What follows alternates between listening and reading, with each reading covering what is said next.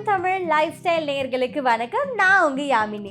இன்னைக்கு இந்த வீடியோவில் வந்து கேலரிஸ் கம்மியாக இருக்கக்கூடிய ஸ்வீட்ஸு வீட்டில் எப்படி செய்யறது, என்ன மாதிரி ஸ்வீட்ஸ் எல்லாம் இருக்குது அப்படிங்கிறத பார்க்க போகிறோம்.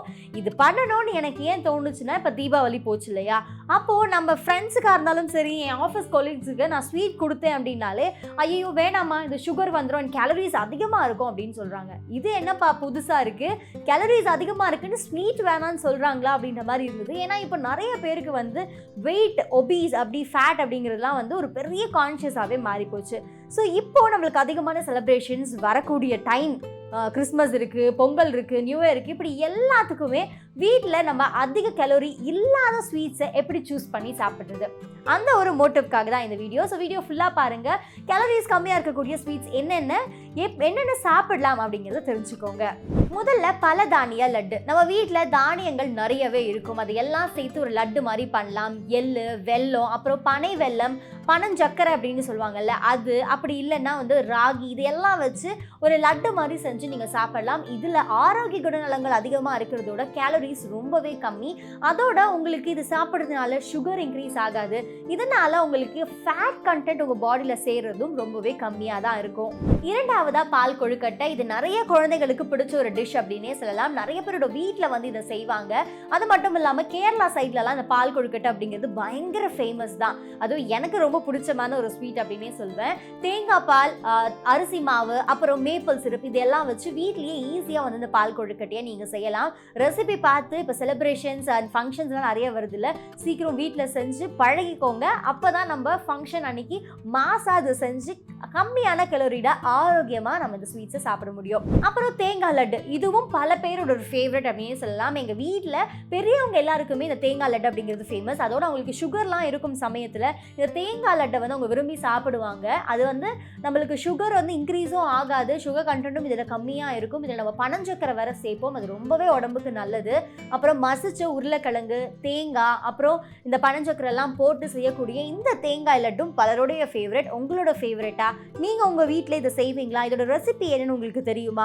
நீங்கள் இதில் வந்து ஸ்பெஷலிஸ்டா? இது எல்லாத்தையுமே கீழே கமெண்ட் செக்ஷனில் சொல்லுங்கள். அதை கண்டிப்பாக இன்னொரு வீடியோவில் நான் மென்ஷன் பண்ணி பேசுகிறேன். அப்புறம் பூசணி விதையை வச்சு புட்டிங் செய்வாங்க. இப்போ ரீசெண்ட் டைம்ஸில் ஒரு ஃபேமஸான ஒரு விஷயம் அப்படின்னா புட்டிங். நிறைய பேர் வந்து டிஃப்ரெண்ட்டாக வீட்டில் வந்து புட்டிங்ஸ் எல்லாம் செஞ்சுட்ருக்காங்க. ஸோ அப்படி பூசணி விதையை வச்சும் நீங்கள் புட்டிங் செய்யலாம். பூசணி விதை உங்களோட சருமத்துக்கும் நல்லது, உங்கள் முடிக்கும் நல்லது. அதை வச்சு எப்படி புட்டிங் செய்யலாம் அப்படிங்கிற ரெசிபிஸ் நிறையவே யூடியூப்பில் கொட்டி கிடக்குது, மிஸ் பண்ணாமல் பாருங்கள். பால், அப்புறம் டார்க் சாக்லேட், பூசணி விதை, இதெல்லாம் வச்சு வந்து இந்த புட்டிங் வந்து செய்வாங்க. இதில் ஆரோக்கிய குணநலங்கள் அப்படிங்கிறது எக்கச்சக்கமாக இருக்குது. அதே சமயம் உங்களுக்கு இதை செய்ய முடியல அப்படின்னா கூட பூசணி விதை இருக்கு இல்லையா, அதை கொஞ்சம் கொஞ்சமாக சாப்பிட்டு வாங்க. உங்கள் சருமத்துக்கு நல்லது, சருமம் பொலிவாகும். அதே மாதிரி உங்களோட ஹேர் வந்து ஸ்ட்ராங்காகவும் லெந்தியாகவும் வளரும். நான் இப்போ ஃபாலோ பண்ணிருக்கேன், கொஞ்சம் சேஞ்சஸ் என்னோட ஹேரில் இருக்குது. நீங்களும் ஃபாலோ பண்ணுங்கள், உங்களுக்கும் ஒரு பெஸ்ட்டான ரிசல்ட்ஸ் கிடைக்கும்னு நினைக்கிறேன். அப்புறம் ஆப்பிள் பை.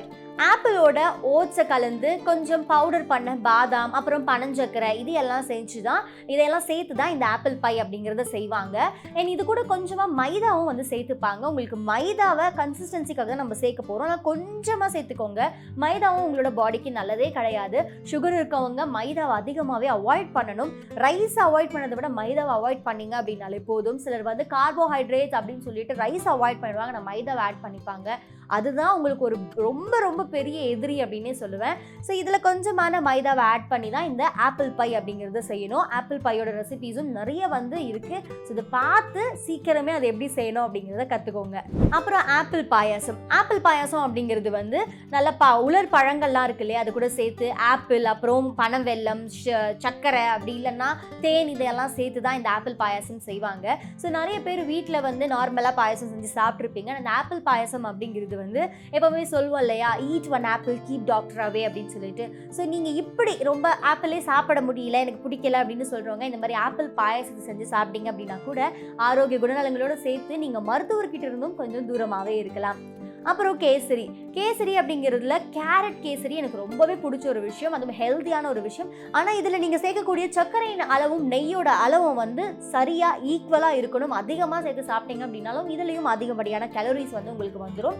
ஸோ கம்மியான அளவில் நெய், தேவையான அளவில் நெய்ன்னு சொல்லலாம், தேவையான அளவு நெய்யும் சர்க்கரைக்கு பதிலாக பனஞ்சக்கரைலாம் சேர்த்து செஞ்சீங்க அப்படின்னா ரொம்ப ஸ்வீட்டாக சூப்பராக இருக்கும். அதனால் கேசரி கூட ஒரு பெஸ்ட்டான லோ கலோரி ஸ்வீட் அப்படின்னே சொல்லலாம் இந்த ஃபங்க்ஷன்ஸ் டைமில். ஃபைனலாக வந்து குல்கந்த் கப் கேக். இது வந்து குல்கந்த் வச்சும் நீங்கள் செய்யலாம், அப்படிலாம் ரோஜா இதழ்கள் வச்சு கூட இந்த கப் கேக்கை நீங்கள் செய்யலாம். இதுவும் வந்து லோ கலோரி தான், அதே சமயம் பல ஆரோக்கிய குணநலங்கள் இதில் இருக்குது. ஸோ இந்த ஃபங்க்ஷன்ஸ் டைமில் நம்ம வெளியிலலாம் வந்து ஸ்வீட்ஸ் வாங்காமல் வீட்லேயே எப்படி லோ கலோரியில் ஸ்வீட்ஸ் செய்யலாம்.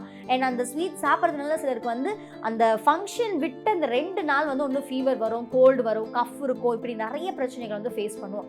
ஈவன் எனக்கும் வந்து இந்த தீபாவளிக்கு அதிகமான ஸ்வீட்ஸ் நான் எடுத்துக்கிட்டதுனால ரொம்பவே வந்து கஷ்டப்பட்டுட்டு இருக்கேன் கோல்டு கஃப்னால. இப்போ தான் கொஞ்சம் ரிலீவ் ஆயிட்டு இருக்கு. ஸோ நான் இந்த மாதிரியான விஷயங்கள் இனிமே ட்ரை பண்ணலாமே அப்படின்னு டிசைட் பண்ணியிருக்கேன். நீங்களும் இந்த ஐடியாஸ் எல்லாம் வச்சு புதுசாக உங்கள் வீட்டில் லோ கலோரி ஸ்வீட்ஸை ட்ரை பண்ணுவீங்கன்னு நினைக்கிறேன். ஸோ இந்த லோ கலோரி ஸ்வீட்ஸ் எல்லாம் ட்ரை பண்ணி பாடியை ஹெல்த் அண்ட் ஃபிட்டாகவும் வச்சுக்கோங்க. எனக்கு இந்த மாதிரியான health, beauty, job, tech, education பல விதமான வீடியோஸ் பார்க்க சமயம் தமிழ் லைஃப் ஸ்டைல் சேனலை சப்ஸ்கிரைப் பண்ணுங்க.